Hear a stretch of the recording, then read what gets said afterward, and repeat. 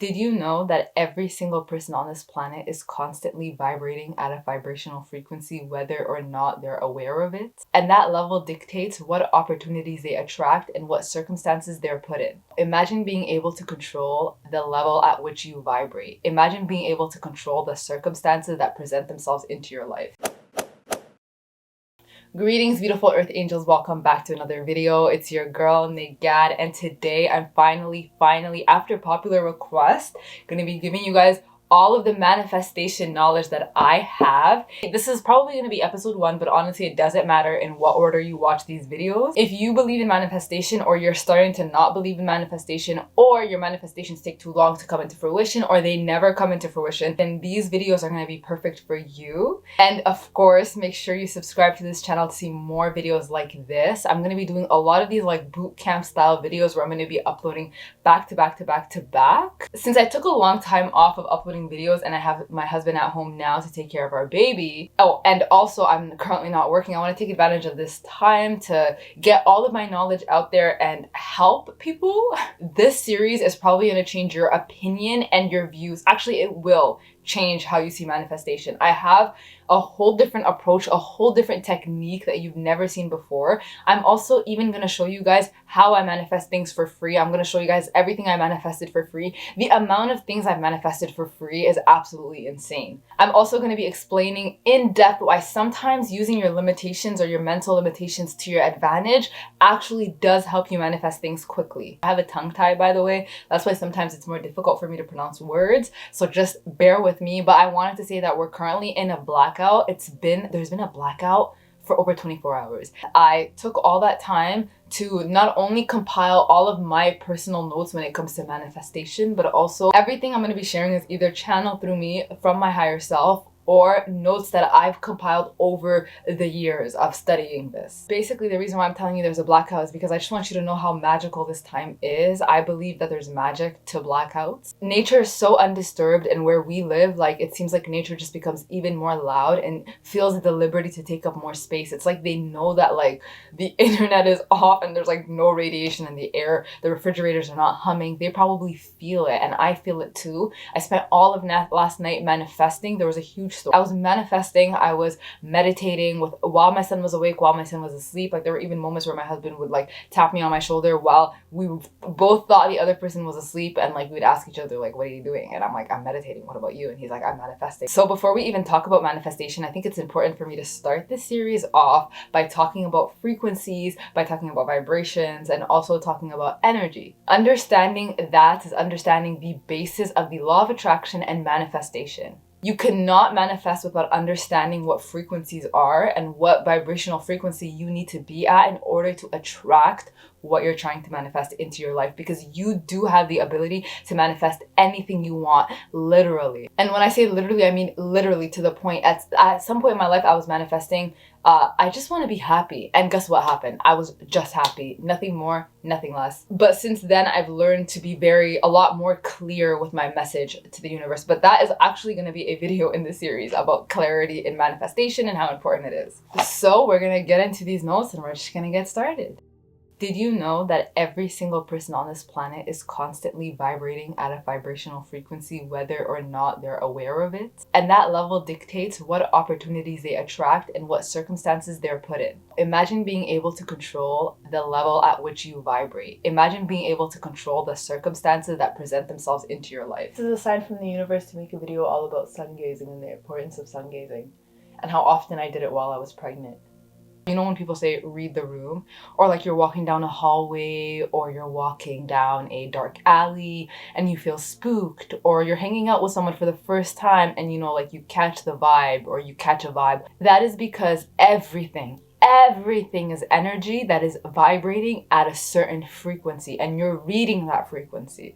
When I say everything, just by looking back at those examples, what spooked you in that hallway? Like, just the vibe. What spooked you in that room?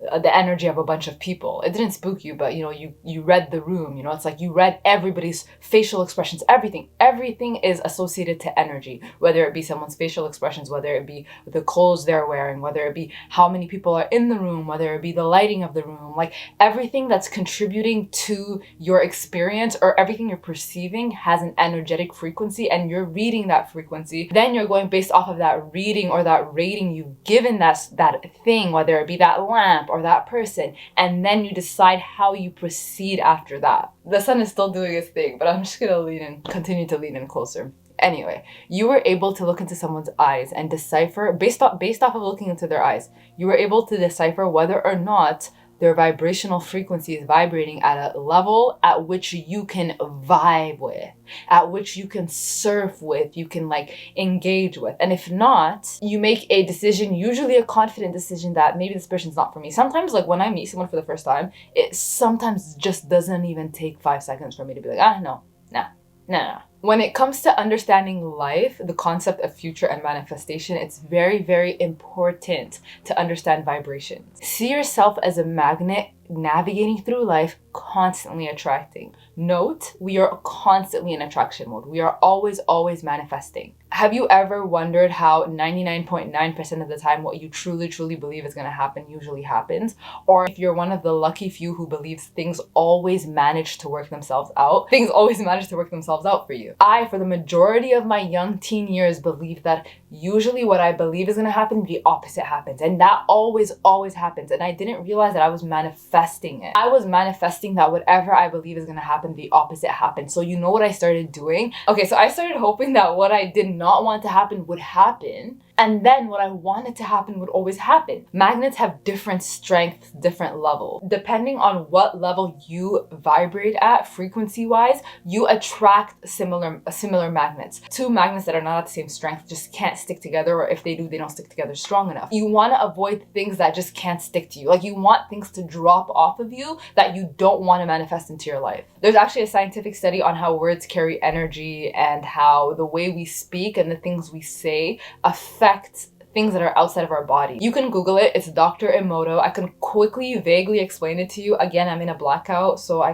don't really have access to that information now. But basically, a scientist had samples of water, and he would say negative things to one sample and positive things to the other. And over time, as he would monitor, or he would watch the crystallization of these samples, the ones that he said beautiful things to, I think he said like I love you to one and I hate you to the other. And this is water, like straight up water. So it shouldn't even understand what love and hate is. It shouldn't even be able to speak English. But anyway, the water that he said, or the samples he said I love you to, had formed in beautiful like crystal Starbucks vibe snowflakes type of style design. And then the ones where he said I hate you to, it was just horrific. Like you need to Google it, check it out. It's just not the best. I've also seen people do it on YouTube and like Instagram, where they would take a cup of rice, 2 separate cups of rice. On one of them they would write I hate you, on the other they would write I love you, and the one that they would write I hate you to or repeat I hate would rot a lot faster than the other one. So that just goes to show that your words have like a strength to it. There's a power to it. There's a vibrational effect. When you look at things, when you talk about things, when you think about things, everything is emitting an energy, and you're constantly sending out signals to the universe or to God. Being consciously aware of your vibrational frequency is our number one responsibility, and you should strive to be at a high vibrational frequency as much as you possibly can. I have 3 things that I do when I feel like my vibrational frequency is just taking a little dip, which happens a lot, especially now that I'm a mom. I sometimes get frustrated. I sometimes feel like I haven't showered enough. I just feel like I have oatmeal in my hair 99% of the time. I have a lot to lose. If I'm vibrating, let's say at a level 2, and my dreams are at a level 4, I'm not doing the right thing. I'm not doing what is right by my family, by my child and my husband. Like I feel like I owe it to not only myself, but to the people that I love to do my best, you know? That's what my husband and I do. We take full responsibility for our manifestations, for our mental health, and for our vibrational frequency. The level at which you vibrate at affects the people in your home. When you're in a toxic environment, you have to take these next steps very seriously and try to get yourself to like vibrate higher so that you can attract the opportunity that you need. You need to like put yourself in a position where all those things are attracted to you, because where else would they go? So we're gonna talk about the 3 steps that I've created or that I've done. The first thing is raise my vibration. Obviously, you can do that by like watching something that makes you feel happy. You can do that by reading a book that makes you feel happy, by going outside, doing something that makes you feel happy. And in most cases, when you're not vibrating at a high frequency, it's because your manifestations are not coming into fruition quick enough, or it's not happening at the pace you would like it to happen. So you start to doubt it, or you start to feel sad, or you start to just feel hopeless. But honestly, there is hope, there is faith. Listening to anything that's positive, a positive podcast, any podcast that you enjoy, anything that you like, but that also isn't negative. Because I also like to watch story times on YouTube, and I don't want to be like, when I'm trying to raise my vibration, I don't want to listen to my favorite storytime YouTuber talk about, you know, a heartbreak or something like that. Like, that's not something I want to do. So you got to make sure that whatever you're choosing to raise your vibration is actually high vibrational. The second thing I love to do when I'm raising my vibrational frequency is letting things go. Ever since I had a child, and I know not everybody is in this boat, I learned how to forgive people very easily. So I don't have the issue of letting things go now. Well, for the last 10 months at least, but it was heavily written down in my notes. I had multiple different ways of attempting to let things go. I honestly do think though that like everything I've done to actively let go and forgive people, because I used to have the hardest time forgiving people. I was somebody who believed that holding a grudge was not negative and did not spoil, you know, spoil you or spoil your soul. But now that I know better, I don't know. I can share a lot of videos all about forgiveness, because I feel like I've been wronged enough in my life. So I have a lot of knowledge on that, and I have a lot of resentment that I used to hold against people. But like, forgiving doesn't always mean accepting the person back into your life. And I truly believe that. And also, forgiving doesn't always mean the other person knows you forgave them. Another way to let things go is to try and attempt to put things into perspective. And this doesn't work for everybody, because sometimes you were literally straight up wrong. But in a lot of the situations, while I was upset, even before I gave birth to a child, even before I was a mom, I understood that like sometimes people just do things because of like, they do things from their perspective or their limited understanding of the entire situation, because you hold information that other people don't know. And when you share that information, 99% of the time the person's like, oh, I wish I knew that. People don't know what you're going through. People don't know what you're faced with, what struggles you're faced with. So it's always important to try to put things into perspective and try to give the other person the benefit of the doubt. And honestly, like, when you do that, like, it's tough, but like, the same way that that person is the villain in your story, you're the villain in someone else's story. And when I connected those 2 dots, I was able to give so much grace to the people that I felt like wronged me, because these people literally are living every single day, and I highly doubt they're walking around thinking about ways to hurt people. I don't believe the world is like that. Like, I just don't. Like I said earlier, we are magnets, and we're constantly attracting situations. When you are done with something, you're done. Like, you're literally done. Like, you're not vibrating at that frequency anymore. So whatever you were stuck to drops instantly. And the third thing that I do, which this is the easiest thing for me to do, and actually the most important thing for me to do, I do this every single day. But this thing that I do is cleansing constantly. I am constantly cleansing and shedding myself of not only like low vibrational energies, low vibrational thoughts, but the air. I'm constantly I don't sage anymore.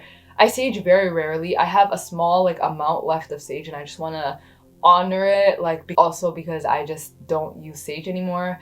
I'm African, if you don't know that, so I use a lot of African spiritual things when it comes to cleansing my house. And the number one thing that we use to cleanse our house is not only sandalwood but frankincense. I think East Africa makes the most frankincense, but there's something about frankincense in East Africa. Frankincense is one thing, and then also another thing is just taking, like, because we have a lot of not maple trees, we have a lot of pine and cedar on our property, so taking those, drying those up in the cupboard, and then lighting that in my house as well. I didn't understand why saging or smudging was so important when it comes to cleansing, because I cleanse in the shower as well. Spiritually, I have spiritual baths and spiritual showers because I knew that it cleansed the air, and I just accepted it because I felt it.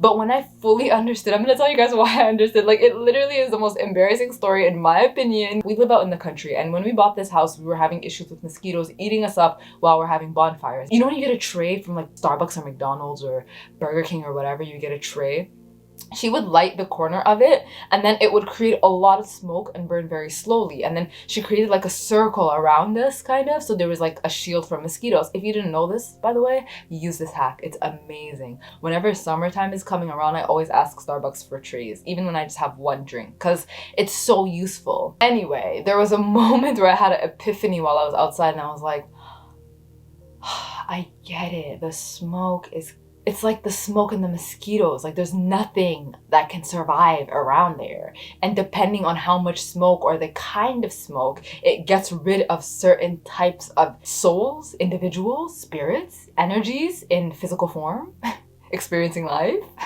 So yeah, if you didn't understand why people smudge or use smoke to cleanse, then this is why. Isn't that so amazing? The whole goal when it comes to cleansing is intention.